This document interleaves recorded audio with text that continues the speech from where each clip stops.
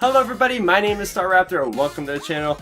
You can look forward to me every single week breaking down the latest in the Star Wars comics, novels, video games, and more, so make sure you subscribe so you never miss any of that. So with that out of the way, let's get started with our two new comics that came out this week in Star Wars. The first one being the long-awaited solo one-shot. This is Beckett, all about Tobias Beckett, Rio Durant, and Val. They are on a mission, obviously before the events of Solo: A Star Wars Story, and they are trying to do this mission where they are getting these ID trackers, these blank ID trackers, because that is something that is very much a hot commodity during the time of the Imperial reign. So we are in between, obviously, Revenge of the Sith and A New Hope, and we have these guys kind of going around, and they get into the scuffle with these guys who are supposed to give them the credit chips, and it's going a little bit not too smooth, we'll put it that way. They get into a speeder chase, then there's these tentacle monsters that come out, and finally they get what they want and they escape. So they go to the rendezvous point where supposedly Dryden Vos is supposed to be, so they can get their money. And well, it turns out to be that it was Enfys Nest, who we see in Solo obviously, and she set up the whole communication that masked her identity as Dryden Vos, so she was hoping that maybe they would get killed, her competition would get killed trying to get these IG trackers, get them out of the way. But hey, guess what? It didn't actually work out that way. Basically, Beckett destroys his own ship so that the chips don't get into her hands. And well, we see our band of criminals getting away. And that's pretty much the entire story. So let's get into the format of this one shot. So unlike other Star Wars comics, this is broken up into 3 chapters. And first I want to say I like the beginning. This is very Western theme. You have that introductory page with Wanted, and it has Tobias Beckett, so that's really cool. And you have these different chapters, these 3 different arcs that are all relating to the same exact story that's being told. So I like how they broke that up. Also did like how we really get the characters' voices captured by Jerry Dugan, the writer.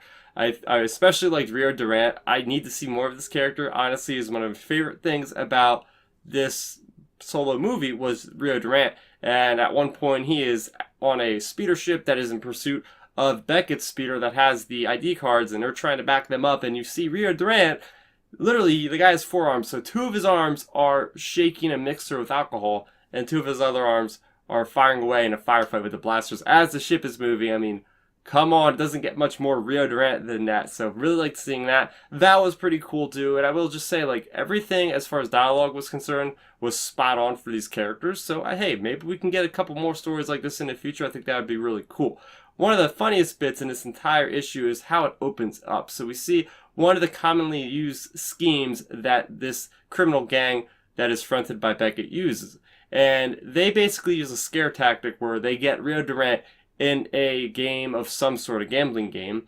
And then we have Beckett, who dresses himself up almost like a Sith Lord with a cloak. And he walks in and pretends to use a force choke on Rio Durant, and it's this whole scheme where everybody runs out right away because they don't want to die, and they basically leave all their belongings, including the winnings, on a table for all those guys to snatch up and get rich.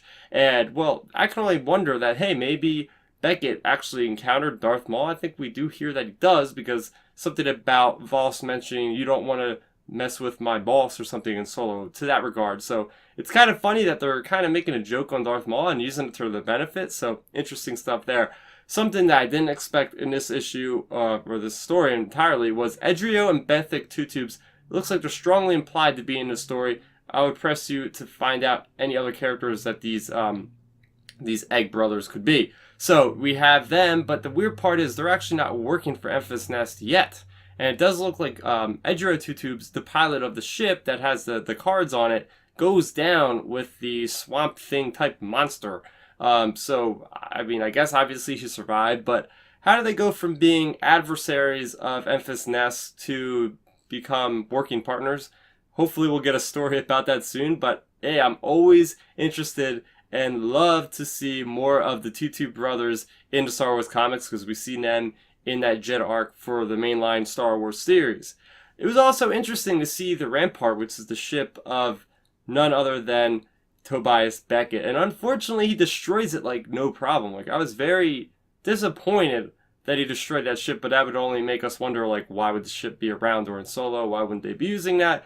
So yeah, interesting stuff there. I did like how there was a going back and forth between the crew, Val, Rio Durant, and Beckett about how they needed to get out of the way of Crimson Dawn, how they were basically working to get their freedom. As I mentioned in Solo, Beckett, he's trying to think of maybe skimming a few of the ID trackers out of the package that they're going to give to Vos, hoping they can make some extra cash off that. But then Val and Durant are saying, hey, look, he'll kill us if he finds out, so they're trying to plan different things. And I just like that slowing down period in this issue to kind of go over what these characters' motivations are for sure. And overall, I think we could have just used more Enfys Nest. I mean, this is a character that's prominently displayed on the cover of this particular issue, as well as mentioned in the actual description of this issue. And guess what? She ranks up for a total of 2 pages in this entire comic book. So yeah, the whole time I'm reading this, I'm like, where's Enfys Nest? Where's Enfys Nest? Because she's one of the most interesting character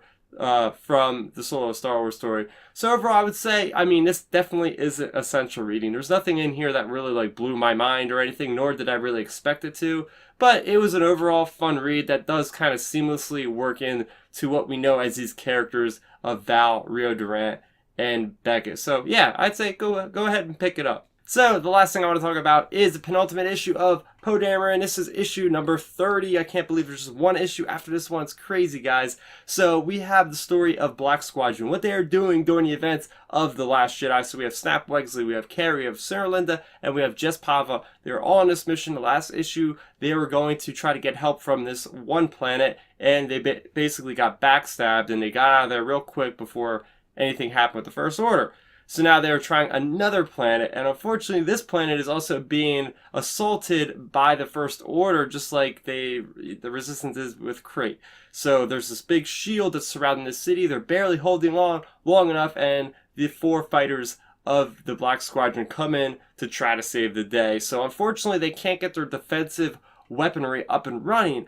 But the good thing is that just Pava actually knows how to use some of this technology and can actually repair it, because apparently there are First Order sympathizers in the crowds underneath this shield that have, terminated the people that could work on this technology. So the mission is that Snap and Carrie are going to fly defensive, forcing around the shield, trying to take out and draw as much fire from the Star Destroyer as well as the TIE Fighters, while Sarah Linda guards Jess Pava to get down to the surface and try to deactivate this thing.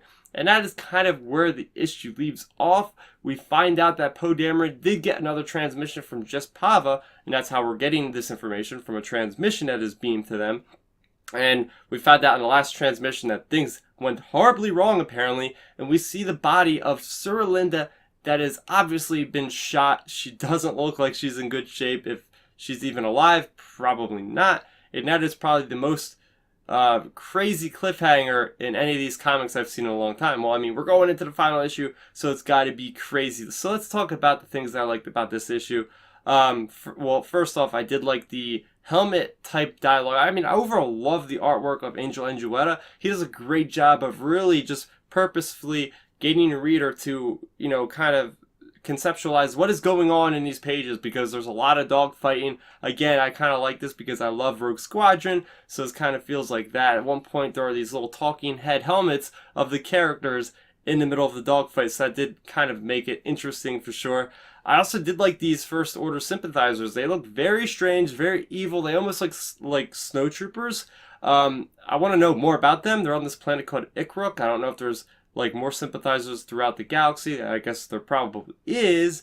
And Jess Pava, I mean, I thought that, I never knew that she was actually in the New Republic Navy, because she drops that bit of information when she says she could actually fix this defense array that has gone down. So that to me is really interesting. This issue was packed full of action and not too much story, but it is something that is going to lead into the end of this series, and I cannot wait for that. So next week, you guys can look forward to Darth Vader, issue number 20, as well as Dr. Aphra, issue number 23. So what do you guys think of this week's comics? Let me know in that comment section below. Also, if you're new to the channel, welcome. I have plenty of other Star Wars content that I release on a weekly basis. I've resumed doing my Black Series reviews and unboxings, so make sure you check those out. I just put my review and unboxing of a Death Trooper up on the channel recently, so make sure you go ahead and check that out. My name is Starrapter. Thank you so much for watching, and may the force be with you always. Thanks for checking out the video. Please hit that thumbs up symbol. It helps me know that I'm making content that you guys enjoy. And if you enjoyed this video, I also include 2 videos down below you guys should check out. And please consider subscribing to this channel. It helps support me and it notifies you guys of when I get new videos up on the channel. You can also contact me on Twitter, Facebook, and Instagram at Starrapter.